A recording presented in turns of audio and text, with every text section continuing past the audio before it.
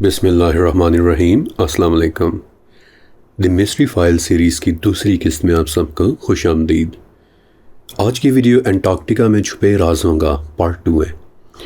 چنانچہ اگر آپ نے پارٹ 1 نہیں دیکھا تو پہلے اسے ضرور دیکھیے گا، کیونکہ اس ویڈیو میں ہم نے پاکستان سے لے کر انٹارکٹیکا تک کے سفر کو تفصیل کے ساتھ دیکھا تھا۔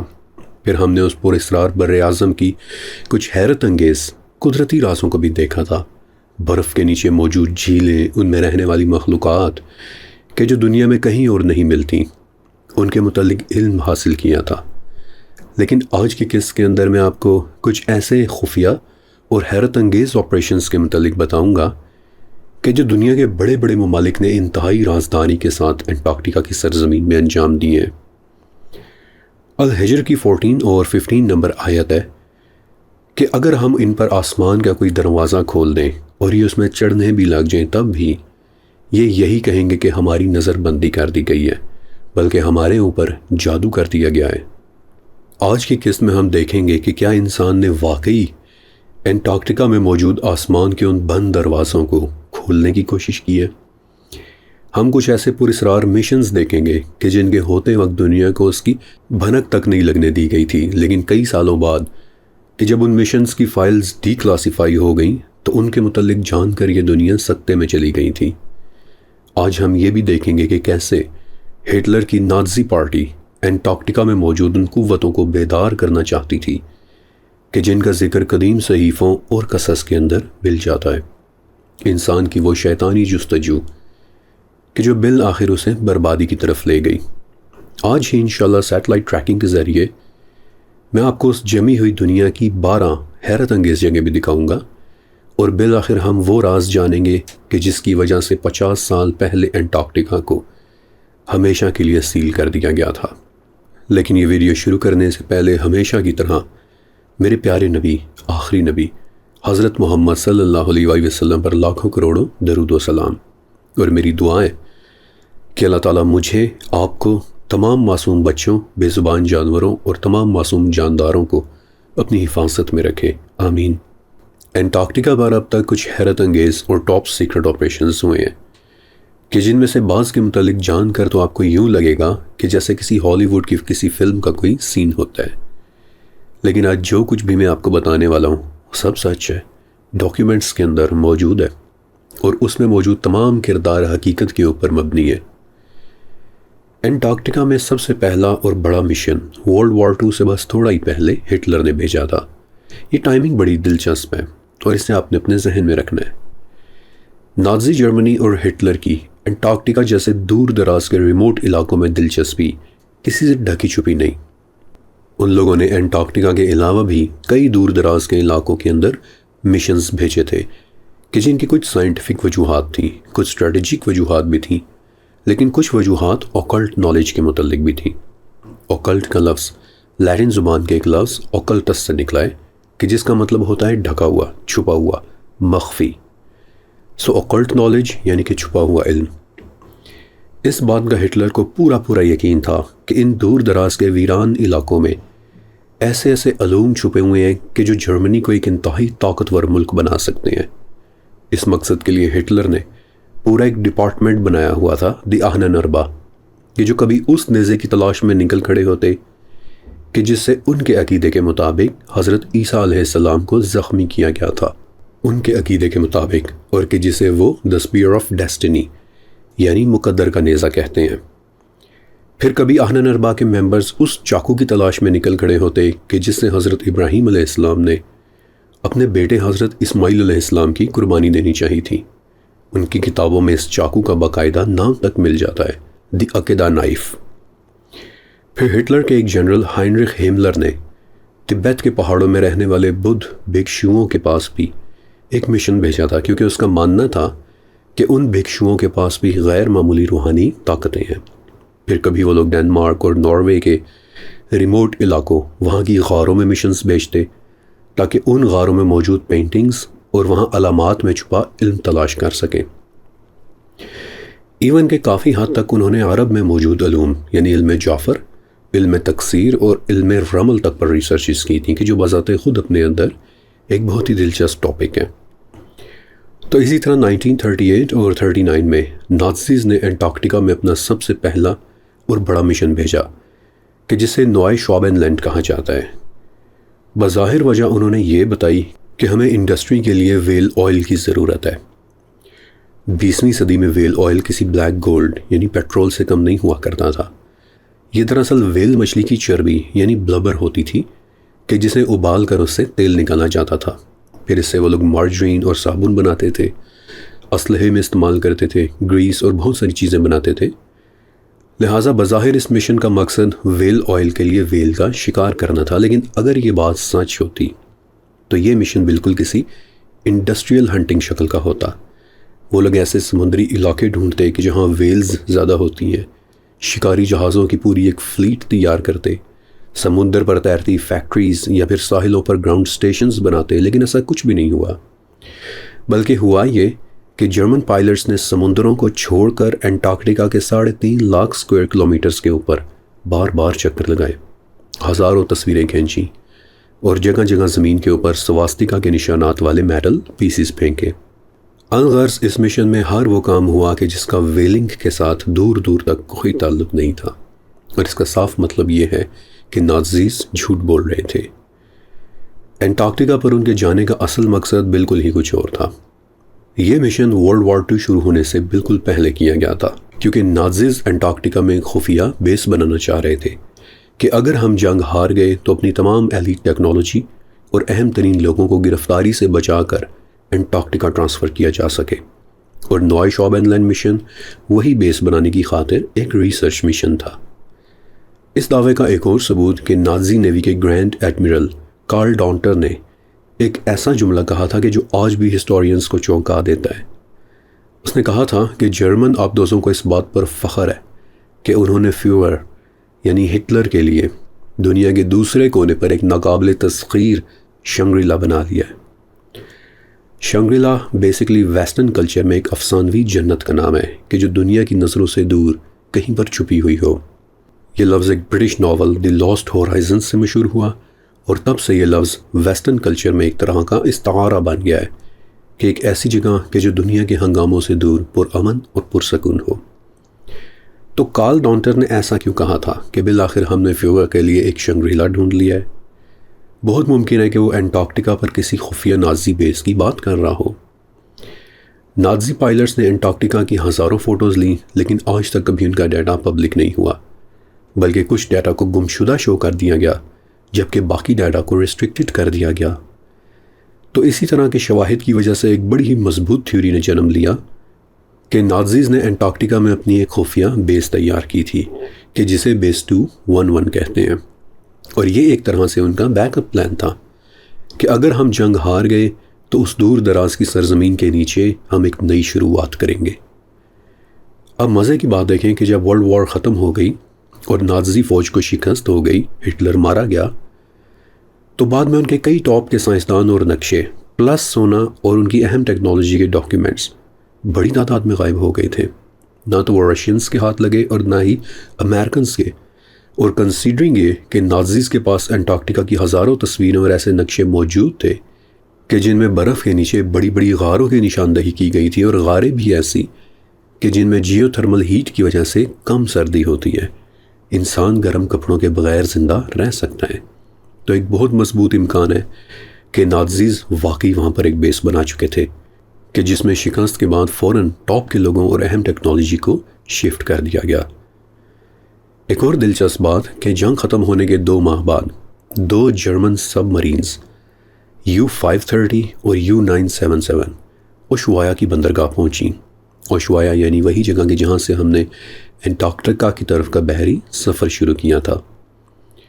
ان آبدوزوں کے کیپٹنز نے خود کو گرفتار کروا دیا، لیکن دونوں آبدوزوں کے اندر موجود تمام کے تمام لاگز غائب ہو چکے تھے۔ یاد رکھیے گا کہ جب بھی کوئی آبدوز اپنا سفر شروع کرتی ہے تو اس میں اہم چیزیں کسی تحریری یا پھر ڈیجیٹل ریکارڈ کے اندر نوٹ کی جاتی ہیں، مثلاً وقت، لوکیشن، ڈائریکشن، سپیڈ، موسم کا حال، سمندر میں گہرائی، انجنز کی حالت، بیٹری کا سٹیٹس، آس پاس کی سونار آوازیں، ریڈیو ہوئے پیغامات۔ یہ لاگز کئی طرح کے ہوتے ہیں: engineering log, sonar log, combat log, communication log اور سب سے اہم captains log.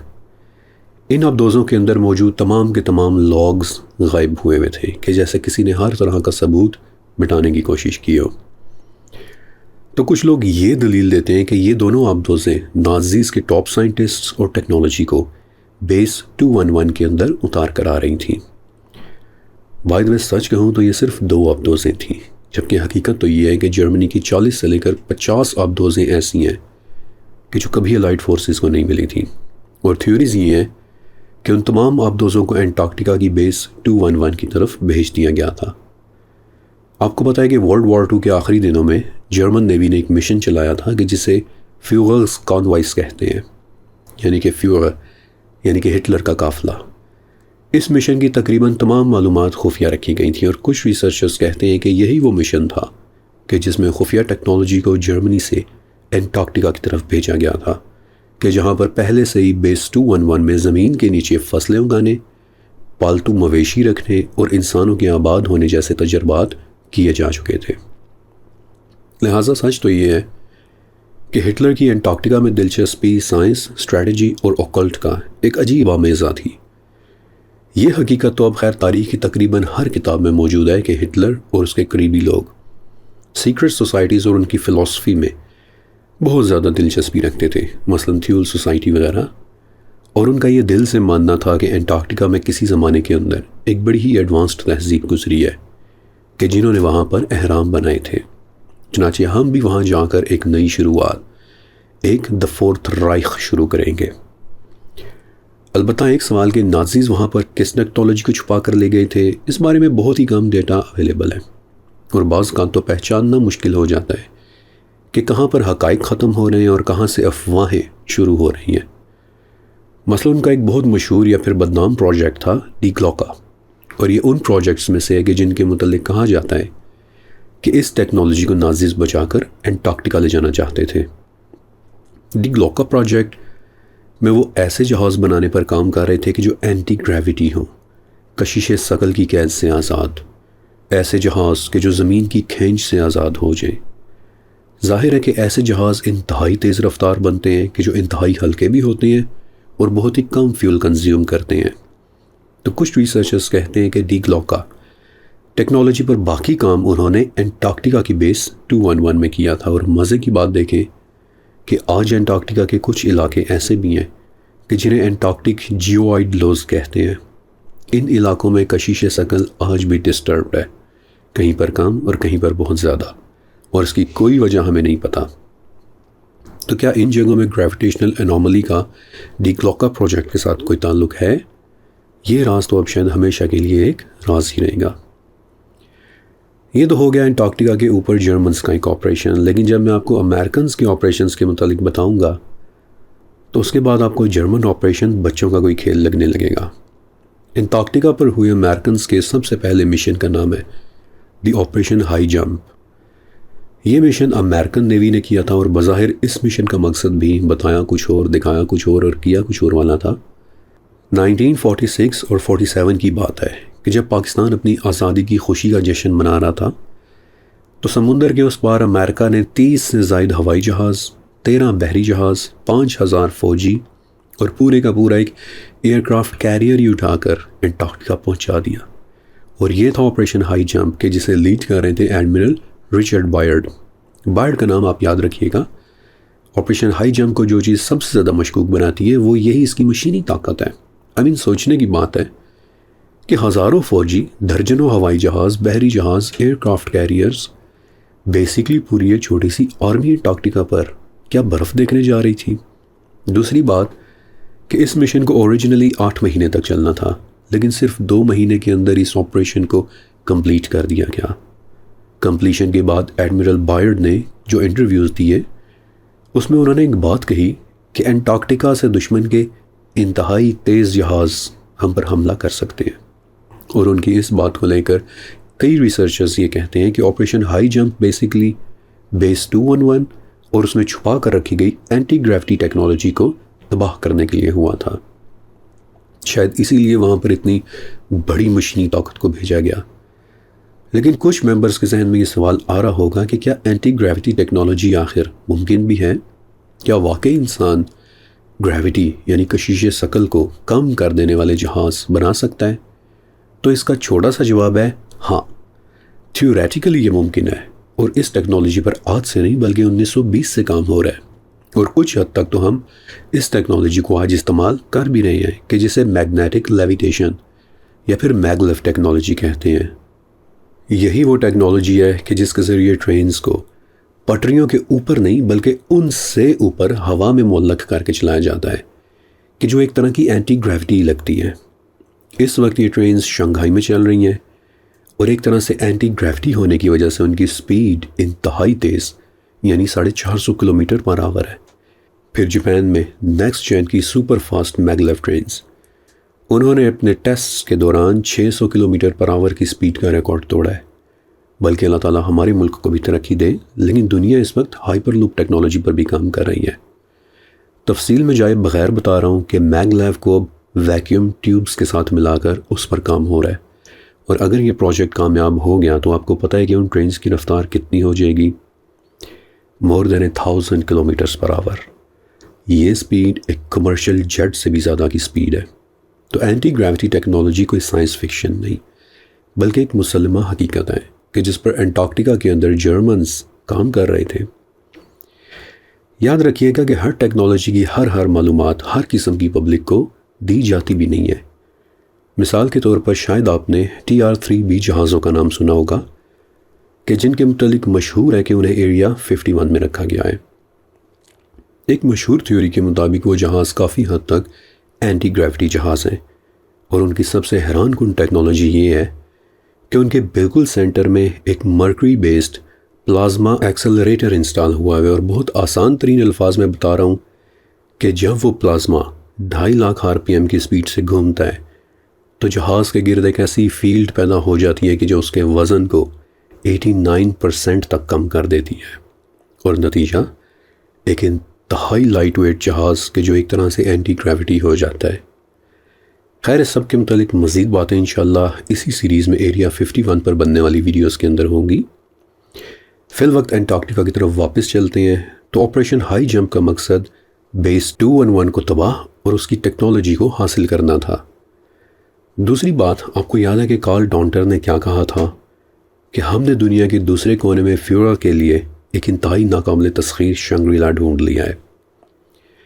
Operation high jump کے دوران ایک امریکن پائلٹ ڈیوڈ ای بنگر نے ایک عجیب دریافت کی تھی۔ وہ بتاتے ہیں کہ میں انٹارکٹیکا کے ساحلی علاقے نوکس کوسٹ کے اوپر پرواز کر رہا تھا تو اچانک مجھے گہرے سبز رنگ کا ایک وسیع و عریض علاقہ دکھائی دیا کہ جو باقی انٹارکٹیکا کی طرح جمع ہوا نہیں تھا بلکہ سبز رنگ کی ایک وادی لگ رہا تھا۔ وہاں مجھے گہرے رنگ کے پہاڑ دکھائی دیے، نیلے اور سبز رنگ کی جھیلیں دکھائی دیں، اور جب میں نے اس جگہ کے متعلق رپورٹ کیا تو مجھے آرڈرز ملے کہ قریب سے جا کر آبزرو کرو، اور میں نے پایا کہ انٹارکٹیکا کی موت جیسی دنیا میں یہ جگہ زندگی کے لیے ایک بہترین مقام ہے، ایک شنگریلا ہے۔ یہ جگہ آج بھی موجود ہے۔ یہاں زمین کے اندر غاریں بھی موجود ہیں کہ جن میں پینے کے لیے پانی اور کافی حد تک مناسب ٹمپریچر بھی موجود ہے، اور بہت ممکن ہے کہ جس شنگریلا کا ذکر کارل ڈانٹر کر رہا تھا ایگزیکٹلی یہی وہ جگہ ہو کہ جسے ہائی جمپ کے دوران امریکن پائلٹ نے دیکھا تھا۔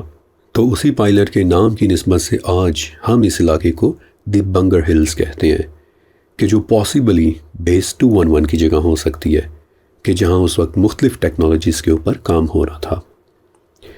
ایک بات یاد رکھیے گا کہ ٹیکنالوجی 3 طرح کی ہوتی ہے۔ Number 1 commercial technology. جب ٹیکنالوجی پرانی ہو جائے یا اس کی قیمت اتنی کم ہو جائے کہ اسے بیچنا فائدہ مند ہو تو کچھ سالوں کے بعد اسے پبلک کر دیا جاتا ہے۔ مثلا GPS ٹیکنالوجی کہ جو اپنی پیدائش کے 30 سال بعد پبلک کے پاس آئی تھی۔ پھر کچھ ٹیکنالوجیز ایسی ہوتی ہیں کہ پبلک کو ان کا علم ہوتا تو ہے لیکن وہ ہر کسی کے استعمال کے لیے نہیں ہوتی بلکہ چند خاص ادارے ہی اس کا استعمال کرتے ہیں۔ لیکن پھر آتی ہے تیسری قسم کی ٹیکنالوجی، دی بلیک پروجیکٹس۔ یہ وہ ٹیکنالوجی ہے کہ جس کی کسی کو بھنک بھی نہیں لگنے دی جاتی، کہ جس کی کسی کو کان و کان خبر بھی نہیں ہوتی، اور انٹارکٹیکا میں موجود ٹیکنالوجیز پر کام یقیناً دی بلیک پروجیکٹس کی صورت میں ہوا ہوگا کہ جن کا دنیا کو شاید ہی کبھی پتہ چل سکے۔ آپ کو پتہ ہے کہ آج بھی اگر آپ انٹارکٹیکا کے اس خاص علاقے کو دیکھیں کہ جہاں پر نازیز نے اپنے آپریشنز کیے تھے، تو آپ کو کچھ غیر معمولی چیزیں دکھائی دیتی ہیں۔ زمین میں داخل ہونے کے راستے کہ جو نیچرل نہیں لگتے، پھر کچھ جگہوں کو مکمل طور پر بلیک آؤٹ کر دیا گیا ہے۔ آج میں آپ کو انشاءاللہ وہ ساری جگہ دکھاؤں گا بھی۔ لیکن سوال تو یہ ہے کہ پھر جب ہم اتنا کچھ دیکھ اور سن رہے ہیں تو ہم میں سے کوئی وہاں جا کر فزیکلی یہ سب ڈسکور کیوں نہیں کر لیتا؟ تو جواب ہے دی انٹارکٹک ٹریٹی۔ ان جگہوں پر جانے کے لیے آپ کو 30 ملکوں کی اجازت چاہیے ہوگی، اور ان 30 میں سے ایک نے بھی انکار کر دیا تو آپ وہاں پر نہیں جا سکتے۔ انٹارکٹک ٹریٹی دنیا کے کسی بھی فرد کو وہاں جانے سے روک لیتی ہے، اسے گھومنے، کھدائی کرنے اور سب سے اہم بات کہ سچ کو جان لینے سے روک لیتی ہے۔ کبھی کبھار تو یوں لگنے لگتا ہے کہ جیسے انٹارکٹک ٹریٹی انٹارکٹیکا میں چھپے رازوں کو راز رکھنے کی سب سے بڑی کوشش ہے۔ اور اب آتی ہے باری انٹارکٹیکا پر ہوئے ایک انتہائی خطرناک تجربے کی۔ جس آپریشن کے متعلق میں آپ کو واقعی بتانا چاہتا تھا وہ ہے 1962 میں ہوا ایک انتہائی بدنام operation, the operation Fishbowl. 1962 کی بات ہے کہ امریکہ نے انٹارکٹیکا میں کچھ انتہائی کنٹروورشل اور خطرناک تجربات کا ایک سلسلہ شروع کر دیا، کہ جن میں سے ایک تجربے کا نام تھا دی آپریشن فش باؤل۔ اور اس آپریشن کا مقصد یہ جاننا تھا کہ اگر ہم زمین سے اوپر ایک خاص آلٹیٹیوڈ پر ایک ایٹمی دھماکہ کریں تو اس کا نتیجہ کیا ہوگا۔ چنانچہ آپریشن فش باؤل کا سب سے بدنام تجربہ ہوا the operation star fish prime. اور اس آپریشن میں انٹارکٹیکا سے 400 کلومیٹر اوپر آسمان میں ایک انتہائی طاقتور ایٹمی دھماکہ کیا گیا تھا کہ جس کی قوت ہیروشیما اور ناگاساکی دونوں کو ملا کر بھی اس سے کئی گنا زیادہ تھی۔ اس دھماکے میں جو ایٹم بم ڈیٹونیٹ کیا گیا تھا اس کی طاقت تھی 1.4 میگا ٹن، جبکہ ہیروشیما اور ناگاساکی والے دونوں کو ملا کر بھی ان کی طاقت تھی صرف 0.035 میگا ٹن۔ اب ذرا تصور کریں کہ وہ دونوں ملا کر بھی آدھا میگا ٹن نہیں تھے، جبکہ یہ اکیلا ہی 1.5 میگا ٹن تھا۔ اور سنتے جائیں گے جب سٹار فش پرائم پھٹا تو اس وقت کیا ہوا تھا۔ سب سے پہلے تو آسمان کا رنگ بدل گیا۔ انٹارکٹیکا کے بالکل اوپر آسمان سرخ رنگ کی طرح ہو گیا کہ جیسے خون ہوتا ہے۔ اس کی چمک اتنی زیادہ تھی کہ وہاں سے ہزاروں میل دور کے شہروں میں بھی لوگوں کو یوں لگا کہ جیسے آدھی رات کو ایک نیا سورج نکل آیا ہو۔ پھر ایک ایسی چیز پیدا ہوئی کہ جسے الیکٹرو میگنیٹک پلس کہتے ہیں، ایک EMP لہر کہ جس نے دوسرے بر اعظموں میں بھی لوگوں کے ٹیلی فونز تک اڑا دیے، اسٹریٹ لائٹس اڑ گئیں اور لوگوں کے کئی الیکٹرانک ایکوپمنٹس جل گئے تھے۔ اور جب یہ دھماکہ ہوا تو اپنی مشہور مشروم کلاؤڈ شیپ لینے کے بجائے کسی پھول کی طرح پھیل گیا تھا کہ جیسے اس کے اوپر کوئی رکاوٹ ہو کہ جو آگ کو اوپر جانے سے روک رہی ہو۔ اور اس آپریشن نے پھر اس تھیوری کا جنم دیا کہ یہ دھماکہ دراصل آسمان کی اس رکاوٹ یا کسی دروازے کو کھولنے یا پھر اسے توڑنے کی ایک کوشش تھی۔ اس پوائنٹ پر آ کر بہت سی پہیلیاں ایک ساتھ اکٹھی ہو جاتی ہیں، اور اگر آپ نے غور کے ساتھ انہیں سن لیا تو آپ کو مزہ آ جائے گا۔ آپ کو انٹارکٹیکا کی آئس شیلفز یاد ہیں؟ 200 فٹ اونچی برف کی ایک ایسی دیوار کہ جو دیکھنے میں بالکل تراشی ہوئی لگتی ہے۔ ویسٹ میں عرصہ دراز سے یہ تھیوری بہت پاپولر ہے، ایون کہ کافی حد تک پاکستان اور انڈیا میں بھی، کہ جسے دی آئس وال تھیوری کہتے ہیں، کہ برف کی یہ دیوار دراصل انسان کی پہنچ کی آخری حد ہے۔ پھر فلیٹ ارتھ والوں کے مطابق بھی یہاں پہنچ کر ہماری دنیا ختم ہو جاتی ہے۔ تو اب جو آپریشن ہائی جمپ ہوا تھا، ذرا سوچئے کہ اس کا نام کس قسم کا ہے۔ آپریشن ہائی جمپ، آپریشن اونچی چھلانگ۔ اس نام کی 2 وجوہات بتائی جاتی ہیں۔ پہلی وجہ کہ ہائی جمپ کا نام ہائی جمپ اس لیے رکھا گیا کہ وہ اپنے دور کی بہترین ٹیکنالوجی مثلا اینٹی گریوٹی ٹیکنالوجی کو حاصل کر کے ٹیکنالوجی کے میدان میں ایک انتہائی اونچی چھلانگ لگانے کے مترادف تھا۔ لیکن دوسری وجہ یہ بتائی جاتی ہے کہ ہائی جمپ کا نام ہائی جمپ برف کی اس عظیم دیوار، اس آئس وال کو پار کرنے کی ایک کوشش کی وجہ سے رکھا گیا تھا، کہ جس میں آئس وال کو پار کر کے اس سے پرے کی دنیا کو ایکسپلور کیا جائے، یعنی زمین کے کونے سے نکلنے کا ایک راستہ ڈھونڈنا۔ اور پھر اس کے بعد ہوا آپریشن فش باؤل۔ نام پر غور کریں، آپریشن فش باؤل، مچھلی کا پیالہ، یہ کس قسم کا نام ہے؟ اگر آپ ایک فش باؤل کو الٹا کر کے رکھیں تو آپ کو کیا دکھائی دے گا؟ کہ شیشے سے بنی ہوئی ایک ایسی چھت ہے کہ جس کے اندر تمام جاندار قید ہیں، وہ اس کے کنارے سے باہر نہیں نکل سکتے۔ چنانچہ اس کنارے کو توڑنے کے لیے آسمان میں ایک ایٹم بم چلایا گیا، اور کچھ ریسرچرز تو یہاں پر الانبیاء کی 32 نمبر آیت بھی کوٹ کرتے ہیں کہ آسمان کو ہم نے ایک محفوظ چھت بنایا ہے، اور پھر آپریشن فش باؤل کی بات کرتے ہیں کہ وہ دھماکہ اس چھت میں ایک سوراخ کرنے کی کوشش تھا، آسمان کے کناروں سے نکل جانے کی۔ These are very very interesting theories. انسان حیران رہ جاتا ہے کہ یہ تو واقعی سینس کریٹ کر رہی ہیں۔ آسمان میں ایٹم بم چلانا گویا اوپر موجود کسی رکاوٹ کو توڑنے یا پھر وہاں موجود کسی راستے کو کھولنے کی کوشش ہو سکتا ہے۔ دیکھیے، اس لیول کے آپریشنز کے نام بلا وجہ نہیں رکھے جاتے، بلکہ ان کے پیچھے مکمل ایک داستان ہوتی ہے۔ میں آپ کو ایک ایگزامپل بھی دیتا ہوں تاکہ آپ کو مزید کلیئر ہو جائے کہ آپریشنز کے نام کتنا سوچ سمجھ کر رکھے جاتے ہیں۔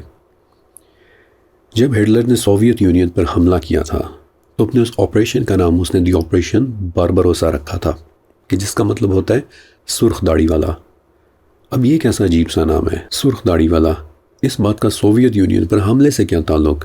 لیکن تعلق ہے۔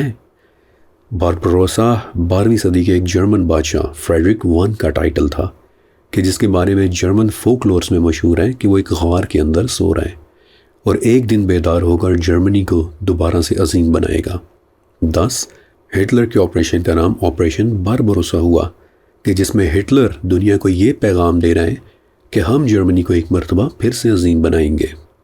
دوسری مثال، دی آپریشن اینتھروپوائڈ۔ اینتھروپوائڈ کا مطلب ہوتا ہے انسان نما جانور۔ یہ آپریشن برٹش انٹیلیجنس نے کیا تھا، اور اس کا مقصد تھا ہٹلر کے ایک جنرل ہائنریخ ہملر کا قتل۔ یعنی دی آپریشن اینتھروپوائڈ کا کیا مطلب ہوا؟ ایک ایسے شخص کا قتل کہ جو دیکھنے میں تو انسان ہے، لیکن در حقیقت کسی اینتھروپوائڈ کی طرح اندر سے وہ ایک جانور ہے۔ ہائنریخ بیسیکلی ایک انتہائی برحم آدمی تھا۔ تو ان آپریشنز کے نام محض نام نہیں، بلکہ آگے پیچھے کی پوری ایک کہانی کا خلاصہ ہوتے ہیں۔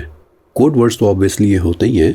مثلا اگر آپریشن فش باؤل کا نام یہ رکھا جاتا کہ an operation in which we are going to explode a bloody big nuclear bomb in the sky, تو امیجن کریں کہ دنیا پر اس کا کیا اثر پڑتا۔ لہٰذا کوڈ ورڈنگ تو ایک مقصد ہے ہی، لیکن ان کے علاوہ بھی ان ناموں کے پیچھے پوری ایک داستان ہوتی ہے۔ اور آپریشن فش باؤل، کہ جس میں الٹا پڑا ایک فش باؤل شیشے کا ایک گنبد دکھائی دیتا ہے، یہ فرمامنٹ کی ایک علامت ہے، ایک محفوظ چھت کی۔ یعنی اسلامی فلسفی کے مطابق آسمان اور ویسٹرن فلسفی کے مطابق فرمامنٹ یعنی آسمان میں ایک ایسی رکاوٹ کہ جو آسمان اور زمین کے درمیان ایک باؤنڈری ہے۔ تو کچھ تھیوریز یہ کہتی ہیں کہ اس آپریشن کا مقصد فرمامنٹ یا اس محفوظ چھت میں درار ڈالنا یا پھر اس کے کسی دروازے کو کھولنا تھا۔ بلکہ ایک اور بڑی زبردست بات کہ آپریشن فش باؤل جس بڑے پروجیکٹ کا حصہ تھا، اس پروجیکٹ کا نام تھا دی آپریشن ڈومینیک۔ یہ لفظ ڈومینیک لیٹن زبان کے ایک لفظ ڈومینیکس سے نکلا ہے، کہ جس کا مطلب آپ کو پتہ ہے کہ کیا ہوتا ہے؟ خدا سے متعلق چیزیں۔ ڈوم کا مطلب خدا اور ڈومینیک کا مطلب خدا سے متعلق۔ تو اگر یہ آپریشنز پیورلی سائنٹیفک نوعیت کے تھے تو ان کے نام اس طرح کے کیوں رکھے جا رہے تھے؟ خدا کے متعلق چیزیں، مچھلی کا پیالہ، ایک اونچی چھلانگ۔ ماننا پڑے گا کہ یہ تمام باتیں ان تھیوریز کو بہت مضبوط کر دیتی ہیں کہ نازیز ہوں یا پھر امریکنز، یہ لوگ انٹارکٹیکا میں آسمان کی رکاوٹوں اور اس کے دروازوں کو کھولنے یا پھر توڑنے کی کوششیں کر رہے تھے، اور ہو نوز کہ اینٹی گریویٹی ٹیکنالوجی بھی اسی کوشش کا ہی ایک حصہ ہو، کہ جس میں زمین کی قید سے نکل جانے کی تیاری کی جا رہی تھی، گریویٹی سے آزاد ہو جانے کی، آسمانوں کی طرف آزادانہ جانے کی۔ ہائی جمپ کے دوران جب انسان آئس وال کو کراس نہ کر سکا تو پھر اس نے ایٹم بم کے ذریعے آسمان میں نقب لگانے کی کوشش کی۔ آپ کو سورہ رحمان کی 33 نمبر آیت یاد ہے کہ اے جن و انس کے گروہو، تم زمین اور آسمان کے کناروں سے باہر نہیں نکل سکتے الا بسلطان ایکسیپٹ with great power، سوائے عظیم طاقت کے۔ پھر اس پوری ٹائم لائن کو غور سے دیکھیں۔ ورلڈ وار 2 کے بعد نازیز اپنی سیکرٹ ٹیکنالوجی، نقشوں، سونے اور سائنسدانوں کو انٹارکٹیکا بھیج دیتے ہیں۔ 2 سال بعد امریکہ وہاں پوری ایک فوج بھیج کر ایک کوورٹ آپریشن کرتا ہے۔ پھر چند سال بعد انٹارکٹیکا کو ہی سیل کر دیتا ہے۔ سیل کرنے کے صرف 3 سال بعد آسمان میں ایک ایٹم بم چلاتا ہے اور پھر 7 سال بعد دنیا کو یہ بتاتا ہے کہ اب ہم چاند پر جا رہے ہیں۔ یہ تمام واقعات ایک ایسی عجیب چین بناتے ہیں، ایک دوسرے کے ساتھ اس طرح فٹ بیٹھتے ہیں کہ واقعی یوں لگنے لگ جاتا ہے کہ جیسے انٹارکٹیکا میں کچھ نہ کچھ ایسا ضرور ہوا ہے کہ جس سے دنیا بے خبر ہے۔ دنیا میں بہت سی ایسی چیزیں ہوتی ہیں کہ جنہیں محض اتفاقات یا پھر غیر مستند کہہ کر اس کی فائل بند کر دی جاتی ہے، لیکن جب آپ کڑی سے کڑی ملائیں تو بالکل ہی ایک مختلف شکل بن کر ابھرتی ہے۔ میرا کام کسی بھی تھیوری کو پروموٹ کرنا نہیں، بلکہ آپ کے سامنے فیکٹس رکھنا ہے، حقائق رکھنا ہے۔ آپ کو وہ تمام واقعات بتانا ہے کہ جو ریکارڈ کے اوپر موجود ہیں، اب چاہے وہ سرکاری دستاویزات ہوں یا پھر ایسی تھیوریز کہ جنہوں نے دنیا بھر کے ریسرچرز کو حیران کر رکھا ہے۔ اور انٹارکٹیکا کے موضوع پر تو خاموشی وہاں موجود کسی بہت بڑے راز کا سب سے بڑا ثبوت ہے۔ آج بھی انٹارکٹک ٹریٹی آپ کو پتہ ہے کہ کیا کہتی ہے؟ رول نمبر 1، دنیا کا کوئی جہاز انٹارکٹیکا کے اوپر سے نہیں گزر سکے گا۔ کیوں؟ رول نمبر 2، آپ وہاں نیشنل جیوگرافک جیسے کسی ایکسپیڈیشن کا حصہ بن کر جا تو سکتے ہو، کوئی بات نہیں، لیکن صرف اور صرف ایک مخصوص ٹورسٹ ٹریک پر۔ اپنی مرضی سے آپ سنو موبیلز یا گاڑیاں لے کر انٹارکٹیکا کے اور کسی حصے کو ایکسپلور نہیں کر سکتے۔ کیوں؟ رول نمبر 3، کہ وہاں کوئی بھی ملک اپنی فوج نہیں بھیجے گا، لیکن پھر اس قانون میں ایک لوپ ہول چھوڑا گیا کہ ہاں لاجسٹکس کے لیے فوج بھیجی جا سکتی ہے، اور نتیجہ آج وہاں امریکن اور رشین فوج کے پورے دستے سائنس کے نام پر موجود ہیں۔ تو اگر انٹارکٹیکا صرف سائنسدانوں کے لیے ہے تو دنیا کی بڑی فورسز وہاں پر کیا ڈھونڈ رہی ہیں؟ ایک اور عجیب بات کہ ذرا سوچیں، دنیا میں اس وقت کوئی ایک بھی ایسی جگہ نہیں ہے کہ جہاں تمام ملک سیم پیج پر ہوں سوائے انٹارکٹیکا کے۔ کیوں؟ بڑے دشمن ملک بھی انٹارکٹیکا میں جا کر ایک دوسرے کے ہاتھوں میں ہاتھ ڈالے کھڑے دکھائی دیتے ہیں۔ کیوں؟ کیا ہے وہاں پر ایسا کہ جس نے سب کے دلوں میں خوف پیدا کیا ہوا ہے؟ آج میں آپ کو سیٹلائٹ ٹریکنگ کے ذریعے انٹارکٹیکا کے کچھ حصے بھی دکھانے والا ہوں کہ جنہیں دیکھ کر آپ مزید حیران ہوں گے، اور اس کے بعد پھر میں آپ کو برف کی اس عظیم دیوار کے متعلق بتاؤں گا کہ جسے کچھ لوگ اس دنیا کا آخری کونا، اس کا آخری کنارہ کہتے ہیں۔ اوکے، یہ ہماری زمین گوگل ارتھ کے ذریعے جیسا کہ ہمیں بتایا جاتا ہے، یہاں پہ ہے پاکستان، اور ہزاروں کلومیٹر دور کا سفر کرنے کے بعد انٹارکٹک اوشن کو کراس کرنے کے بعد ہم پہنچتے ہیں اپنی زمین کے سب سے آخری بر اعظم ساؤتھ امریکہ میں۔ یہ وہی بر اعظم ہے کہ جہاں پر ایمیزون کے جنگلات بھی دکھائی دے جاتے ہیں۔ ساؤتھ امریکہ کا آخری ملک ہے ارجنٹینا، کہ جو سم ویئر یہاں پہ واقع ہے، اور ارجنٹینا کا آخری شہر ہے اوشوایا، کہ جو تقریباً یہاں پہ واقع ہے۔ آپ کو یاد ہوگا کہ کل کی ایپیسوڈ میں ہم نے اوشوایا ہی سے آگے انٹارکٹیکا تک کا بحری سفر کیا تھا۔ یہ بحری سفر ایک ایسے سمندری راستے سے ہوتا ہے کہ جسے دی ڈریکس پیسیج کہتے ہیں، اور Drake's passage is one of the most dangerous seas in the whole world. یہاں پہ پانی کی عام دنوں کی لہریں بھی 30 سے 40 فٹ بلند ہوتی ہیں، اور طوفان کے دنوں میں تو یہاں پر سمندر 150 سے 200 فٹ تک اونچی لہریں اٹھا سکتا ہے۔ However، اس سے پہلے کہ ہم اوشوایا سے باہر نکلیں، میں آپ کو ایک چھوٹی سی جگہ ضرور دکھانا چاہوں گا کہ جو بڑی ہی انٹرسٹنگ جگہ ہیں، اور میں آپ کو یہاں کے کوارڈینیٹس بھی دے دوں گا تاکہ آپ خود بھی اس کو اپنے موبائل یا ویب براؤزر کے ذریعے دیکھ سکیں۔ اوکے، جو میں آپ کو دکھانا چاہتا ہوں اس جزیرے پر واقع ہے، ذرا غور سے دیکھیے گا۔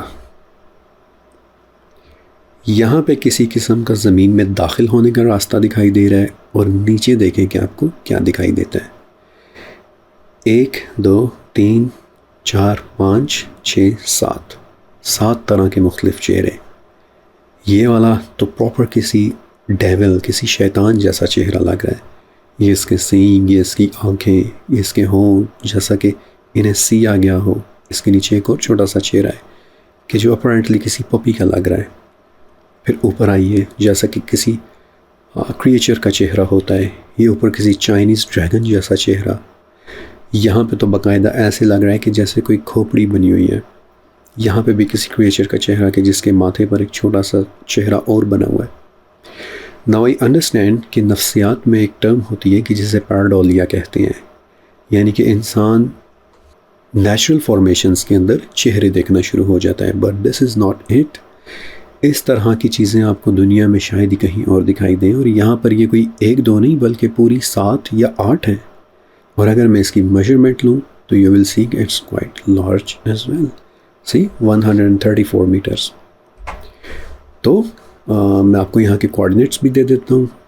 It's 55 degree south and 69 degrees west. آپ خود بھی یہاں آ کر اس کو دیکھ سکتے ہیں اپنے موبائل کے تھرو یا اپنے براؤزر کے تھرو. تو I guess this is something very weird to see. اچھا, یہاں سے آگے اب ڈریکس پیسیج کا علاقہ شروع ہوتا ہے, جس کے بارے میں میں نے آپ کو آلریڈی بتا دیا ہے کہ جو انتہائی خطرناک سمندر ہے, اور کہا جاتا ہے کہ انٹارکٹیکا اگر ایک قلعہ ہے تو ڈریکس پیسیج اس میں داخل ہونے کا ایک راستہ ہے, کہ جو اپنے خطرناک ہونے کی وجہ سے پوری کوشش کرتا ہے کہ ہر کوئی انٹارکٹیکا میں داخل نہ ہو سکے. اب انٹارکٹیکا کے اندر جو چیز میں آپ کو سب سے پہلے دکھانا چاہوں گا وہ ہے the pyramid. Let me zoom in to that. Okay, have a look at this. یہ ہے وہ پیرامڈ جس کے متعلق میں نے آپ کو پارٹ 1 میں بتایا تھا. اور اس کو دیکھیے, اس کی all 4 سائڈس, اس کی چاروں sides 2 kilometre by 2 kilometre by 2 kilometre by 2 kilometre کی ہیں. پرفیکٹ رائٹ اینگلز, اسی طرح کے پرفیکٹ سلوپس. پروبیبلی یہ بھی کسی پیرامڈ کی ٹپ لگ رہی ہے, اور دیکھنے میں ایسا محسوس ہوتا ہے کہ جیسے کسی برفانی طوفان, کسی بلیزرڈ کے اندر یہ دب چکا ہو. اسی طرح کا ایک اور پیرامڈ کہ اگر جو میں آپ کو دکھاؤں, خوفو کا pyramid, the great pyramid of Giza. آپ دیکھیں گے کہ سیٹلائٹ سے دیکھنے میں آپ کو وہ بھی بالکل ایسے ہی لگیں گے. Look at that. وہی ایک ہی جیسی بیس, ایک ہی جیسے اینگلز اور ایک ہی جیسی شیپ. سیٹلائٹ سے دیکھنے میں یہ پیرامڈ بالکل ویسا ہی لگتا ہے کہ جیسا پیرامڈ ابھی ہم نے انٹارکٹیکا میں دیکھا تھا. Look at this. تو اٹس ہارڈ ٹو بلیو کہ یہ کسی قسم کی کوئی نیچرل فارمیشن ہے. اٹ اپیئرس ہو کہ یہ کسی قسم کا پیرامڈ ہے کہ جو برف کے نیچے دفن ہوا ہوا ہے. یہاں سے آگے ہمارا next stop. Let's go to this one. Let me zoom in to that. Okay, اس ایریا کو دیکھیے.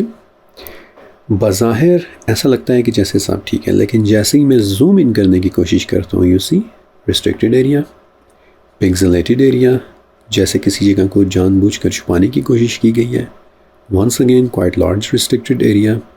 ایون کہ اگر میں یہاں پہ کوئی پلیس مارکر بھی ایڈ کرنا چاہوں تو وہ میں نہیں کر سکتا. پلیس مارکر کو چھوڑیں, اگر میں یہاں کی میجرمنٹس بھی لینا چاہوں تو وہ میں نہیں لے سکتا. سی اوکے, تو دس is some thing weird to see. اچھا, ہمارا next stop. Let's zoom into this one. Okay, بظاہر یوں لگتا ہے کہ جیسے کسی قسم کی کوئی آئس شیلف ہے کہ جو بریک آف ہو رہی ہے, کہ جو ٹوٹ ٹوٹ کر سمندر میں داخل ہو رہی ہے. لیکن لک ایٹ دیز امیجز. یہ تصویر بالکل کسی اور جگہ کی, یہ کسی اور, یہ کسی اور. ایون کہ اس کا جو ریئر اینڈ ہے, یہ پہلے والا ایریا, یہ بھی مختلف اور عجیب و غریب ڈفرینٹ تصویروں سے اسٹچ ہوا ہوا لگ رہا ہے, کہ جیسے یہ کسی ایک جگہ کی تصویریں نہیں ہیں بلکہ عارضی طور پر یا جان بوجھ کر مختلف رینڈم تصویروں کو جوڑ کر ایک جگہ تیار کی گئی ہے, which is quite weird. Okay, let's go to the other region. Let me zoom into that. Once again, I'm sorry میں نے ان کو بس randomly نیمنگ کی تھی. Once again the same thing is going on here. بظاہر Antarctica کا کوئی coastal area ہے, لیکن دیکھیے یہاں پر بالکل کسی اور جگہ کی تصویر, یہاں پہ کوئی اور, یہ پٹی بالکل کسی اور جگہ کی کہ جہاں پہ اس کی کوسٹ لائن بھی شو ہو رہی ہے. یہ کسی اور سرسبز جگہ کی, یہ کسی ڈیزرٹ یا راکی ایریا کی. تو I don't really get it کہ یہاں پہ ایگزیکٹلی کیا ہو رہا ہے. چلیں پھر نیکسٹ اسٹاپ پہ چلتے ہیں. Let me zoom in to that. Okay, اس جگہ کو غور سے دیکھیے. بظاہر یہ کوئی سمندر معلوم پڑتا ہے کہ جیسے یہ ایک آئس برگ تیر رہا ہے یا پھر کسی جزیرے کا چھوٹا سا ٹکڑا شو ہو رہا ہے، ایون کہ یہاں پہ بھی کوئی راکی فارمیشن، لیکن یہ انٹارکٹیکا کے بالکل انٹیریئر میں ہے، وچ شوڈنٹ بی، کیونکہ سمندر تو یہاں کہیں باہر واقع ہے، تو ہاؤ کم سمندر یہاں پہ بالکل سینٹر میں شو ہو رہا ہے؟ Doesn't make any sense. اپنے نیکسٹ اسٹاپ پہ چلتے ہیں۔ Let me zoom in to that. Once again کسی قسم کا کوئی پہاڑی علاقہ ہے، لیکن آپ دیکھیں یہاں پہ راکی فارمیشن شو ہو رہی ہے، یہاں پہ برف بھی شو ہو رہی ہے، لیکن یہاں پہ سمندر بھی شو ہو رہا ہے، وچ شوڈنٹ ہیپن، کیونکہ سمندر تو باہر یہاں پر ہے، and it's quite far from the sea, تقریباً 500 کلومیٹرز انٹیریئر میں ہے یہ انٹارکٹیکا کے، تو یہاں پہ کہاں سے سمندر آ گیا؟ Doesn't make any sense, you see. Okay, next جگہ چلتے ہیں، زوم انٹو دیٹ۔ اوکے، یہ وہ جگہ ہے کہ جہاں پر بیس 211 ہونے کے سب سے زیادہ چانسز ہیں۔ آپ دیکھیں گے یہاں پر کسی طرح کی زمین بھی شو ہو رہی ہے، جیولوجیکل فیچرز بھی شو ہو رہے ہیں، جیسا کہ پہاڑ ہوں، وادیاں ہوں، اور اگر میں اس کو میجر کروں تو it should be a quite large area, almost 112 kilometre up to here. یہاں پہ بلکہ پہنچ کر ایسا محسوس ہوتا ہے کہ جیسے کوئی گھاٹی شروع ہو رہی ہے یا پھر کوئی وادی، لیکن اس کے آگے کا مکمل ایریا ریسٹرکٹ کر دیا گیا ہے، and nobody knows what's going on here. آپ دیکھیں، نہ یہاں پہ ہم پلیس مارک کر سکتے ہیں، نہ یہاں پہ ہم میجرمنٹس لے سکتے ہیں، it is completely out of our reach. تو یہ رہا ہمارا انٹارکٹک کا بر اعظم کہ جو وداؤٹ اے ڈاؤٹ اس دنیا کی پراسرار ترین جگہوں میں سے ایک ہے، اور آپ دیکھ سکتے ہیں کہ اس کے نقشے میں بھی کس قدر ڈسکرپنسیز موجود ہیں، انوملیز موجود ہیں۔ لہٰذا چلتے ہیں اب ہم اپنی اوریجنل ویڈیو کی طرف، اور یہ تمام جگہیں آپ خود بھی گوگل ارتھ کے اوپر جا کر ایکسپلور کر سکتے ہیں۔ Welcome back. امید ہے کہ آپ کو انٹارکٹیکا میں یہ جگہ دیکھ کر حیرت بھی ہوئی ہوگی، آپ نے انجوائے بھی کیا ہوگا اور کچھ نہ کچھ سیکھا بھی ہوگا، لیکن آپ نے دیکھا کہ انٹارکٹیکا کے نقشے میں کس قدر ڈسکرپنسیز ہیں۔ کچھ جگہوں پر تو نقشہ ایسا ہوا ہے کہ اس کی اوتھینٹسٹی پر ہی شک ہونے لگتا ہے، اور اسی شک سے پیدا ہوئے ایک بڑے گیپ کو فل کرتی ہیں پھر طرح طرح کی تھیوریز۔ اور ایک بہت مشہور تھیوری یہ ہے کہ انٹارکٹیکا کی یہ آئس شیلف، سمندر پر پھیلا اس کا یہ حصہ کہ جو دور سے دیکھنے میں بالکل کسی دیوار کی طرح لگتا ہے، دیکھنے میں بالکل سیدھی، اور بعض کا تو یوں لگتا ہے کہ جیسے واقعی سے کسی نے تراشا ہوا ہو۔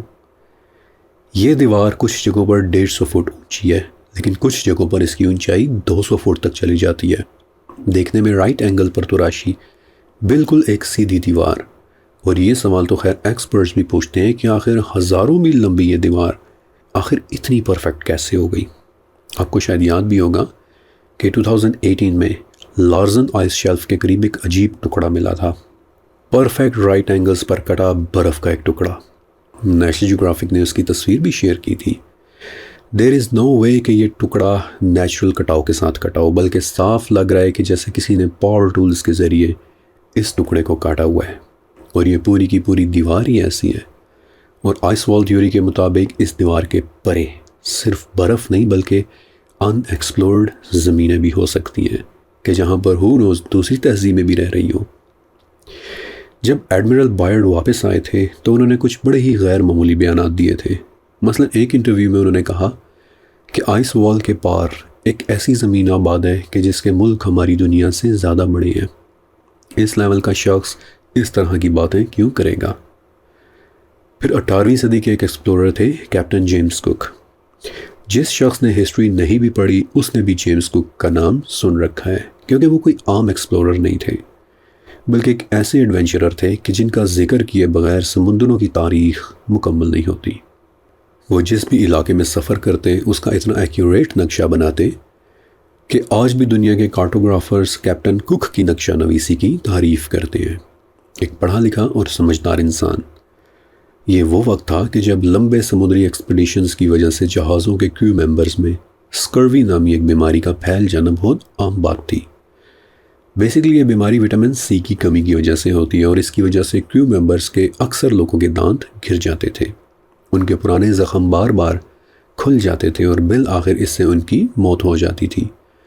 تو کیپٹن کک وہ پہلے شخص تھے کہ جنہوں نے اس مسئلے کو سمجھ لیا اور پھر اپنے جہاز پر سختی سے کچھ اصول بنائے کہ کریو کا ہر ممبر کھانے میں سوائر کروٹ ضرور کھائے گا۔ سوائر کروٹ یعنی کہ باریک کٹی ہوئی بند گوبھی کہ جسے نمکین پانی کے اندر ابالا جاتا ہے۔ کریو کا ہر ممبر مالٹے اور سٹرس فروٹس ضرور کھائے گا، مالٹ اور جو کا عرق ضرور پیے گا، اور واقعی کیپٹن کک کے ان اقدامات سے ان کے جہاز پر کبھی کسی ملاح کی اسکروی سے موت نہیں ہوئی۔ اور کیپٹن کک جیسے ایک سمجھدار انسان بھی خود اپنی ڈائری میں یہ بات لکھتے ہیں کہ 3 سال کے دوران ہم نے 60,000 میل کا سفر کیا ہے، لیکن برف کی ایک سفید دیوار کے جو ہر جگہ سے ہمیں روکے ہوئے ہے۔ 60,000 میل، لیکن سٹل یہ دیوار ختم نہیں ہوتی۔ اور یہ بات کیپٹن کک نے خود لکھی ہے۔ And I don't know what to say to that۔ وہ ایک انتہائی پیشنیٹ شخص تھے، اس طرح کی بات وہ بلا وجہ نہیں لکھ سکتے۔ پھر 1958 کے انسائکلوپیڈیا امیریکانا میں اس دیوار کے متعلق لکھا ہے کہ وہاں پر ایک خاص جگہ پر برف کی اونچائی کئی 100 فٹ تک پہنچ جاتی ہے اور ایسے ہو جاتی ہے کہ جیسے دیوار میں کوئی دروازہ بنا ہوا ہو، لیکن بعد کے ایڈیشنز میں سے اس بات کو یکسر نکال دیا گیا۔ اور سوال یہ کھڑا ہوتا ہے کہ کیا یہ واقعی کوئی ٹائپنگ ایرر تھا یا پھر کسی قسم کی کوئی انفارمیشن تھی جسے پھر بعد میں حذف کر دیا گیا۔ پھر ایڈمرل بائرڈ نے یہ بھی کہا تھا کہ اس دیوار کے کچھ حصوں کے قریب سے ٹمپریچر اچانک مختلف محسوس ہوتا ہے، کہ جیسے وہاں سے دیوار پتلی ہو اور اس کے پرے کوئی اور وادی ہو۔ لیکن آج آپ ان جگہوں کو ایکسپلور نہیں کر سکتے۔ آج اگر آپ ایک بحری جہاز لے کر اس دیوار کے قریب جانا چاہیں تو بھی آپ کو روک دیا جائے گا۔ Military blocked. دا رورنگ 60s کے بعد پھر سمندر میں ایک ایسا علاقہ شروع ہو جاتا ہے کہ جہاں پر صرف نیوی کے جہاز جاتے ہیں۔ اور اب میں آپ کو اس آئس وال کے متعلق شاید سب سے حیرت انگیز بات بتانے والا ہوں۔ دنیا کی کچھ پرانی لائبریری سے ایسے قدیم نقشے ملے ہیں کہ جو آئس وال کے پرے واقعی کچھ انجان بر اعظموں کی موجودگی کا ذکر کرتے ہیں۔ مثال کے طور پر 1907 میں جاپان کے ایک اخبار میں ایک نقشہ پرنٹ ہوا تھا کہ جس کے متعلق دعویٰ یہ تھا کہ وہ 1000 سال پرانا نقشہ ہے اور بدھ موناسٹریز کی ایک انتہائی قدیم لائبریری کے اندر سے ملا ہے۔ انٹرسٹنگ بات یہ ہے کہ اس نقشے کے اندر ہماری جانی پہچانی دنیا تو ہے ہی، مثلا ایشیا، یورپ اور امریکہ وغیرہ، لیکن دلچسپ بات یہ ہے کہ اس نقشے میں پوری دنیا کو ایک سفید دائرے کے اندر دکھایا گیا ہے کہ جو برف کی بنی ہوئی ایک عظیم دیوار ہے۔ اور اس سے زیادہ حیرت کی بات یہ ہے کہ اس دیوار کے پرے 30 سے زیادہ چھوٹے اور بڑے بر اعظموں کو بھی سکیچ کیا گیا تھا۔ یعنی اس نقشے کے ذریعے یہ بتانے کی کوشش کی گئی تھی کہ جس دنیا کو ہم جانتے ہیں، یعنی کہ ایشیا، یورپ، افریقہ اور امریکہ وغیرہ، وہ دراصل ایک بہت بڑی زمین کا صرف ایک چھوٹا سا حصہ ہے، اور انٹارکٹیکا کی یہ دیوار ہماری زمین اور باقی 6 زمینوں کے درمیان پڑا ایک بہت بڑا بیریئر ہے۔ کیا وہ دیوار واقعی دوسری زمینوں اور ہماری زمین کے درمیان ایک بیریئر ہے؟ I don't know. لیکن کیا ایسی زمینوں کا ہونا ناممکن ہے؟ بالکل بھی نہیں۔ یاجوج اور ماجوج بھی ایسی ہی کسی زمین میں رہ رہے ہیں کہ جو ہم سے ہزاروں گنا زیادہ بڑی ہے، کیونکہ حدیث کے مطابق ان کی تعداد ہم سے ہزاروں گنا زیادہ ہے۔ دین اٹ از ریکوائرڈ کہ پھر ان کے رہنے کی جگہ بھی ہم سے ہزاروں گنا زیادہ وسیع ہونی چاہیے۔ اسی طرح سلطنت عثمانیہ کے ایک ترک ایڈمرل تھے پیری رئیس، کہ جنہوں نے کچھ ایسے نقشے بنائے تھے کہ جن میں انٹارکٹیکا کو بغیر برف کے دکھایا گیا ہے۔ اب یہ بات سچ ہے کہ کسی زمانے میں انٹارکٹیکا واقعی برف کے بغیر ہوا کرتا تھا، لیکن یہ بات تو آج سے کروڑوں سال پہلے کی ہے اور صرف حال ہی میں جدید ٹیکنالوجی ہی کے ذریعے معلوم پڑی ہے۔ تو پھر پیری رئیس کو اس بات کا کس طرح پتہ چلا؟ چنانچہ کچھ ریسرچرز یہ کہتے ہیں کہ پیری رئیس دراصل انٹارکٹیکا نہیں بلکہ دی آئس وال کے پیچھے ان خشک زمینوں کو دکھانا چاہ رہے تھے کہ جن میں دوسری مخلوقات موجود ہو سکتی ہیں۔ انٹارکٹیکا بلا شبہ ایک انتہائی پراسرار بر اعظم ہے۔ نہ تو وہاں پر چیونٹیاں رہتی ہیں اور نہ ہی رینگنے والا کوئی بھی جانور، نہ وہاں درخت ہوتے ہیں اور نہ ہی کوئی گھاس۔ یہ وہ واحد بر اعظم ہے کہ جہاں پر وقت تک ایگزسٹ نہیں کرتا، کیونکہ وہاں پر تمام ٹائم زونز ایک ہو جاتے ہیں۔ چنانچہ جو بھی سائنٹسٹ یا ریسرچرز وہاں جاتے ہیں وہ یا تو اپنے ملک کا ٹائم تصور کرتے ہیں یا پھر اس ملک کا ٹائم کہ جہاں سے ان کی خوراک آ رہی ہو۔ لیکن وہ سائنسدان بھی انٹارکٹیکا میں صرف ٹیمپرری مکین ہے، جبکہ اس میں مستقل رہنے والی چیز صرف اور صرف انٹارکٹیکا کے راز ہی ہے۔ کیا انٹارکٹیکا واقعی ایک ایسی سرحد ہے کہ جسے پار کرنے کی کوشش میں انسان نے اپنی پوری طاقت صرف کر دی؟ سچ تو یہ ہے کہ ہم ایک ایسے دور میں جی رہے ہیں کہ جہاں معلومات تو بہت زیادہ ہیں، لیکن حقیقت آج بھی ان میلوں موٹی برف کی تہوں کے نیچے کہیں پر چھپی ہوئی ہے۔ امید کرتا ہوں کہ آپ کو دی مسٹری فائلز کی پہلی فائل پسند آئی ہوگی۔